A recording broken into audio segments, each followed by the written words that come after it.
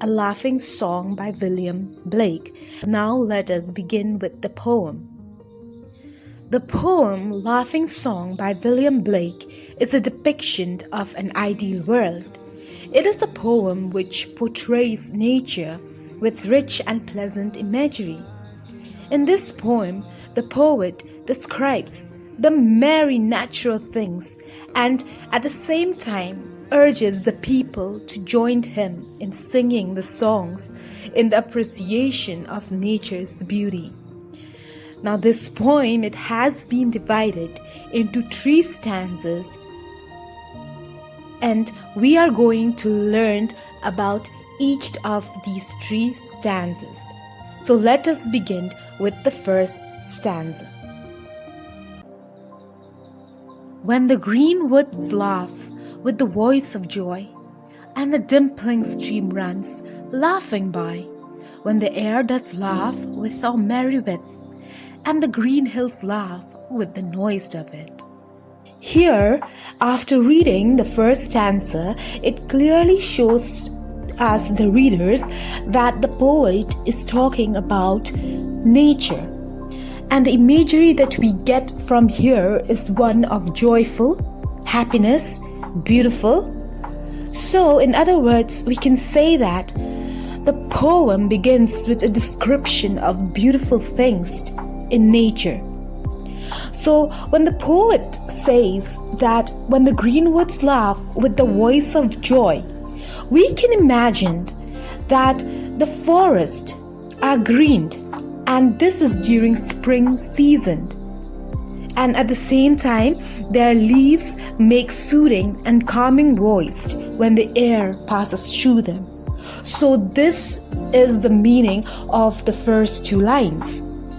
Next, the poet says that it will be the time when the dimpling stream runs laughing by. When we say dimple, what does it mean? Dimple, it is a small expression which appears on the cheeks of some of the people when they smile or laugh, right? So, the dimple in a poetic sense would be the waves which keeps moving across the streams.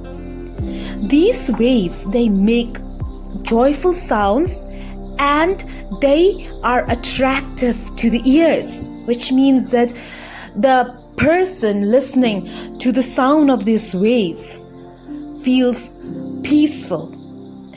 Now these dimplings or smiling streams and rivers, they pass by the green forests. That is what the poet meant by saying that the dimpling streams runs laughing by.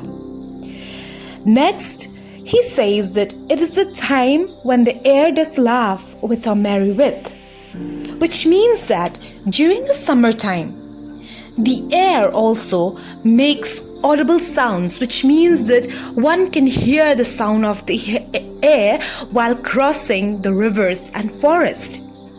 The poet says that the air is also laughing with them, which means that the imagery again here we can see that everything is happy. Everything is happy. The nature is very happy. This is what it depicts in this first stanza.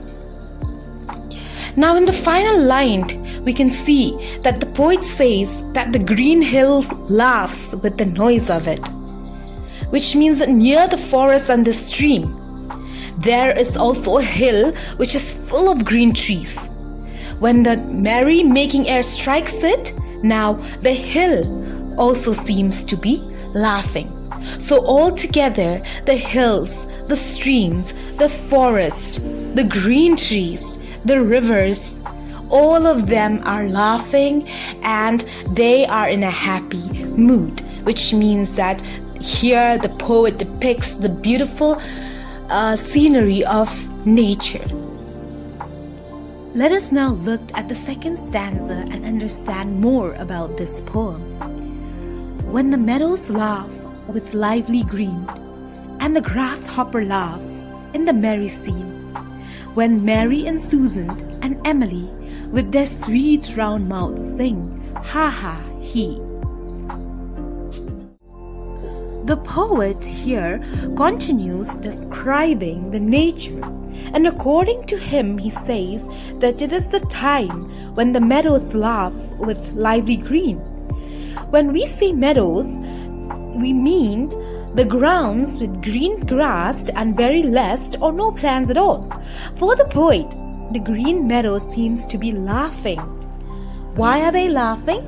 It is because of their bright green color, which shows a positive sign. And in the meadows, further, the poet says that there are grasshoppers there. And the grasshoppers are actually laughing along with the meadows. And also, not only that, he also mentioned 3 names here. He said Mary, Susan, and Emily. So let us just for a moment think or imagine that these 3 names are common women, which means they are people like us. So here it depicts that Mary, Susan, and Emily, they are common ladies, and if it is that the case, then this line suggests that common women are also a part of nature. Their beauty depicted by sweet round mouths, which means that their voice also contributes to the beauty of nature. In those green meadows, common ladies are also enjoying and singing according to the poet. The final or the third stanza says, when the painted birds laugh in the shade, where a table with cherries and nuts is spread, come live and be merry and join with me to sing the sweet chorus of ha ha he.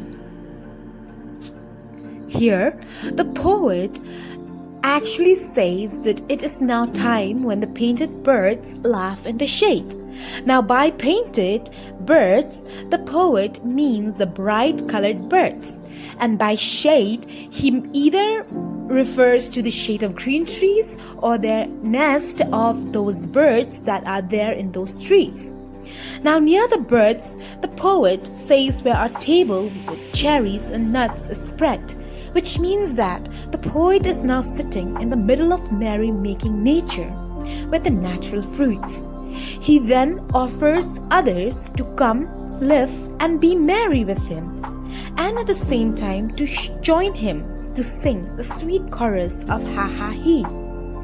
Now, this shows us that the poet actually wants others to sing along with him and also with nature, and not just sing, but to sing and laugh and be happy together.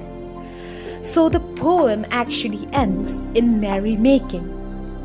We can also consider it as an invitation of romantic poet to those living in urban areas. By romantic poet, I mean a poet who actually writes about nature. And by urban areas, we mean people, those who reside in urban areas like towns and cities. And the reason that he actually invited these people is because he wants them also to experience the same feeling that he has experienced. He wants them to see the beauty of nature and how nature can never hurt you. You can all just find peace and happiness from nature. And this is one of the message that the poet wants to give the people or his readers. So this is all about this poem, A Laughing Song by William Blake. I hope you understand the poem now and the meaning of it. So for today's class, this is it. So we'll continue in the next class. Thank you.